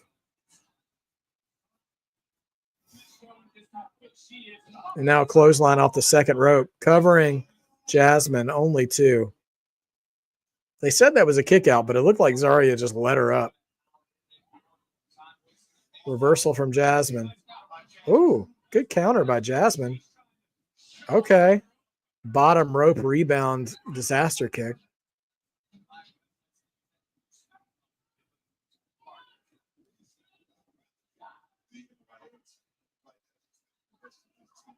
Uh-oh. Zaria going for a choke slam. Oh, no. Another reversal into a roll-up. Jasmine's catching a beating and holding her own at the same time. It's hard to describe.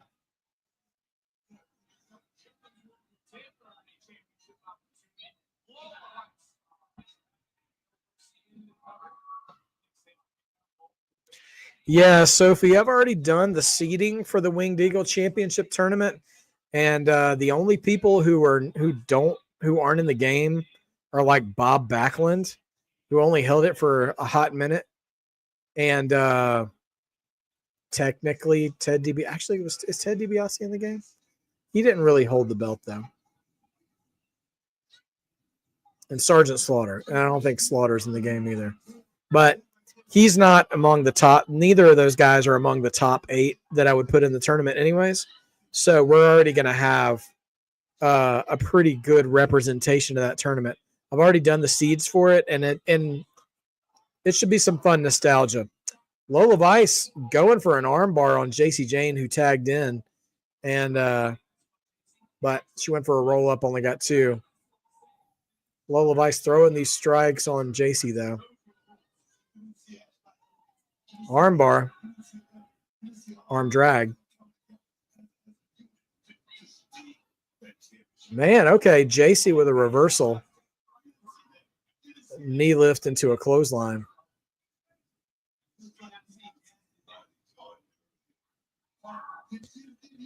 Yes, Dawsey. It was Lainey Reed. So we're going to have Zaya Brookside versus Candice LeRae, and then Fabi Apache versus Lainey Reed. Don't sleep on that Fabi Apache Lainey Reed match either. That could be really, really good or really, really bad. Either way, that's a 3 minutes worth watching in 2 weeks. September 9th, I believe, will be when that match takes place, which means Zaruca's speed title defense will be at Full Sail when they go back for the homecoming show, because it's going to take 2 weeks for the tournament, and then you have the title match. Or did they say Zaruca's speed match was going to be at No Mercy? Because it feel like with it being a 5-minute timer, they should just do it at the homecoming show. Zaruca riding the surfboard that is Fallon Henley right in the corner.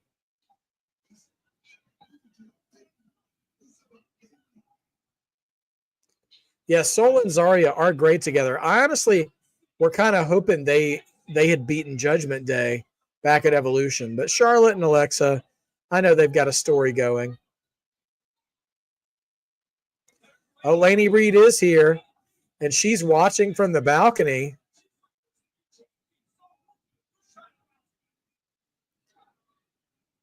What's interesting is that even Vic Joseph is saying that Laney Reed is here checking out Zaruca, who's the speed champion. But when they cut to when they cut to Fatal Influence, only Jasmine Nix was the one giving her side eye, like, what are you doing here? So we'll see what comes from that.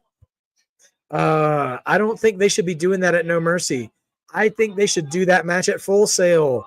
It'll be right after the tournament has been decided, and that crowd is going to be so hot. It's going to be the old black and gold arena, man.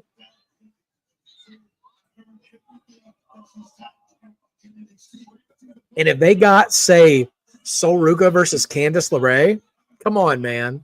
You can't tell me the Full Sail crowd wouldn't be all over that.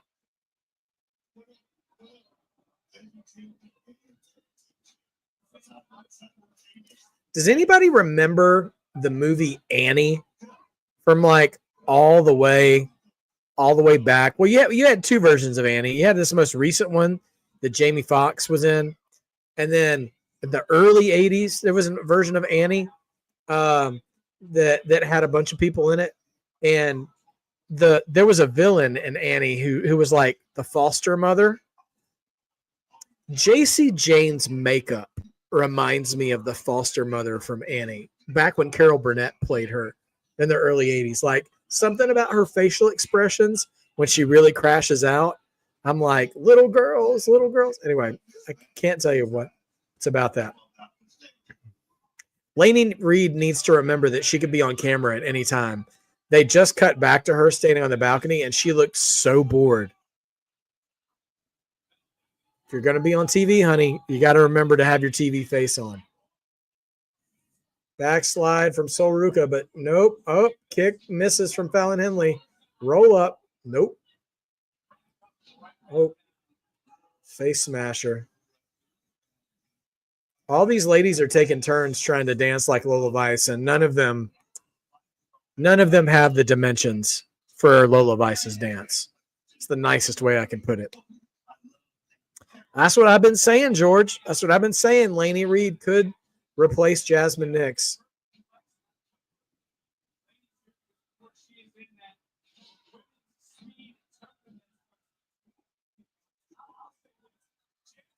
Okay, Jasmine.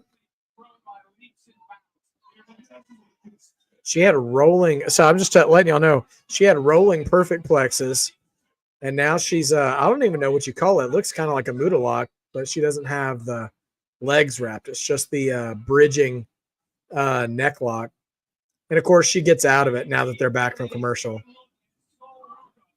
TV doesn't want us to see that she's actually a good wrestler.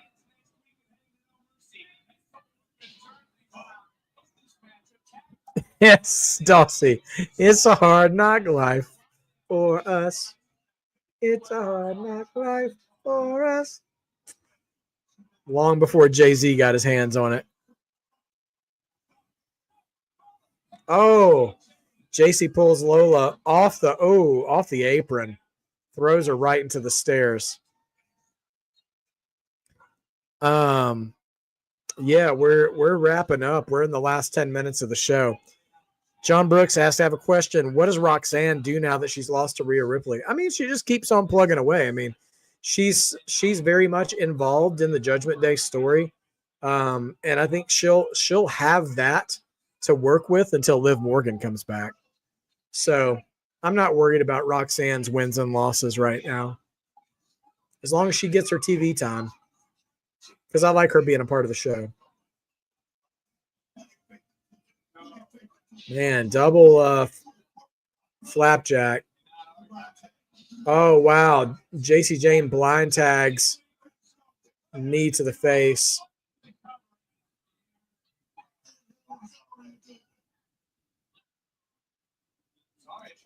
JC Jane very expressive in this match. doing as much talking and gesturing as she is wrestling. No, Justin, I don't think we see Liv for a while. I imagine we don't see her until the Royal Rumble. I mean, the women's division is already pretty well booked right now, so I don't see the need to bring her back prematurely. I think Rumble time is just fine.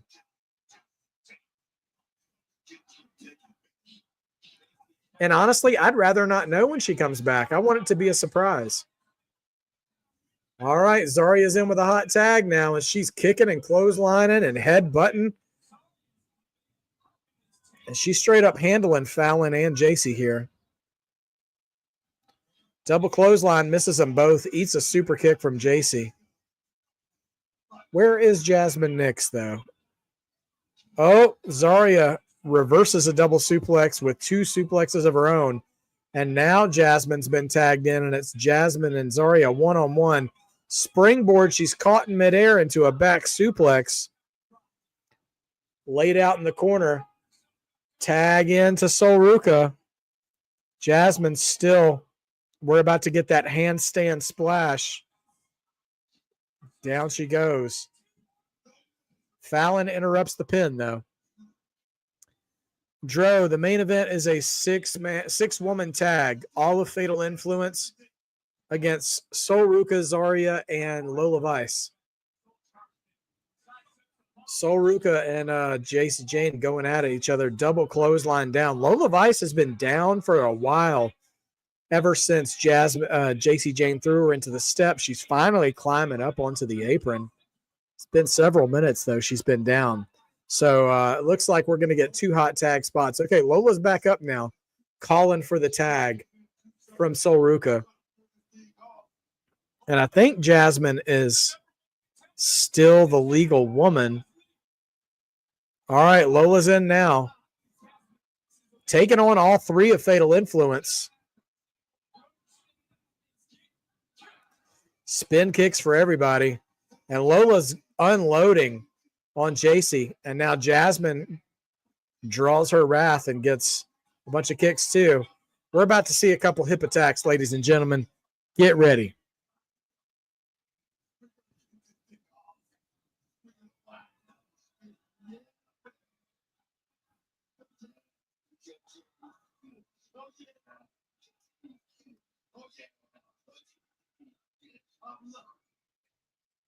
Booker T is trying to use Lola Vice's hip attacks as the new Devil's Kiss, and it's weird. Sounded like he was saying giggity over and over again. All right. Fallon going for the cover. Only 2 because Zaruca interrupts. Now JC Jane tosses Zaruca. Nope, the ref is keeping JC Jane out because she's not the legal woman. Jasmine Nix now holding, pinning Lola back. Spear on the outside from Zaria. Oh, Fallon almost hit Jasmine. Soul Snatcher onto Jasmine Nix. Spinning elbow onto Fallon Henley. Fallon's taking the pin. And what did I say? She was the one not taking the pin. I know nothing. But Lola Vice, Zaruca, and Zaria are victorious in our main event tonight. Whole lot of mess going around. But the ladies are victorious, and they're all trying to do a little bit of Lola dance. Whew. John, I don't know if we put Roxy in the women's title picture. I mean, I wouldn't mind, but Stephanie's got to face somebody, right? I kind of wish they would bring Bayley back from this mental anguish she's dealing with and put her in the picture, because I'm loving those promos. Okay. Good match, good finish. Oba was on earlier in the show. There's going to be an 8-man tag next week with him, Hank and Tank, and Ricky Saints against Dark State. But yeah, good match, good finish. just saw her victorious moments ago. Can she do it in Fort Lauderdale? All right, yeah, and then in a month or so, we've got No Mercy, Lola Vice and JC Jane, Oba Femi and Ricky Saints, and more matches to come. But next week, we've already got some solid matches already planned. And in 2 weeks, we're going to have a homecoming as well.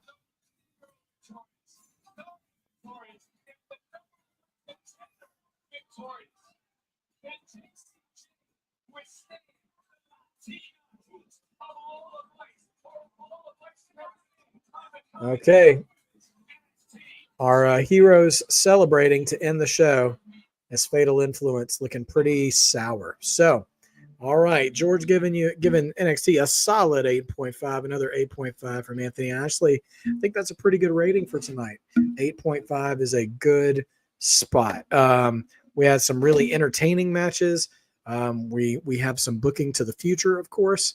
And Tyrell Breed giving it a 9.5. Okay. And yeah, so pretty decent. Fallon upset with Jasmine. I'm telling you, man, they're building that tension, man. They are building it and getting towards it. So we'll see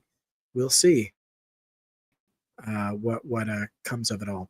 But yeah, great show tonight, everybody. Thanks for joining me again. And we have plenty to come this week. We've got SmackDown. We've got Clash in Paris predictions. We've got WWE 2K. We've got Clash in Paris. Dro Davidian gives it an A-. Love it. And we got Clash in Paris on Sunday. We've got Raw in Paris on Monday. So, and then next Tuesday, NXT. So we got a lot we can work with. So there we go. All right, guys. Well, thank you so much for joining me. I'm going to call it a night, and I will see you again very soon this week. Just keep your eyes locked and loaded on the channel, and more great wrestling content to come this week. Have a wonderful evening. Don't forget to be a mark. Why? We say this every single time. Being a mark means you believe. Believing makes wrestling better. Have a great night, everybody, and I will see you again very, very soon.